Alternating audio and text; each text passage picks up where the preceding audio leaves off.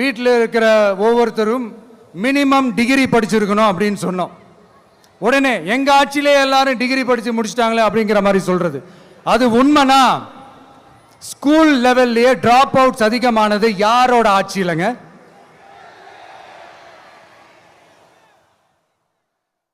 பசங்க பிள்ளைங்க யாரும் ஸ்கூல்ல சேரலன்னு சொல்லிட்டு எனக்கு தெரிஞ்சு 207 கவர்மெண்ட் ஸ்கூல்ஸ் மூடினது யாரோட ஆட்சியிலங்க?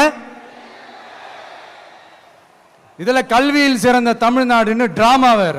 எனக்கு ரொம்ப கஷ்டமா இருக்கு. ஏன்னா அவர் சொன்னார் இல்லையா, யாரு ஆட்சியில தெரியுமாங்க இப்போ ட்ராப் அவுட் அதிகமாக இருக்குது அப்படின்னு சொன்னால் பார்த்தீங்கன்னா 2017-12 நம்மளுடைய அண்ணன் செங்கோட்டையனுடைய ஆட்சியில் தான் இருந்திருக்கு. அது ஏற்கனவே தரவுகளும் நம்ம கொடுத்துருக்கோம். நம்ம 16% இருந்திருக்கு, இப்போ 7.7. இது அவங்க பேசின பேச்சு என்பது 4 மாதத்துக்கு முன்பாக ஒரு பத்திரிகையில் வந்த செய்தி. ஏற்கனவே ரீபட்டல் கொடுத்துரும், நம்ம அதுக்கான விளக்கமும் கொடுத்துரும். ஸோ அவர் பழைய செய்தியை வச்சுட்டு சொல்கிறாரு, கொஞ்சம் அவர் அப்டேட் ஆகணும்.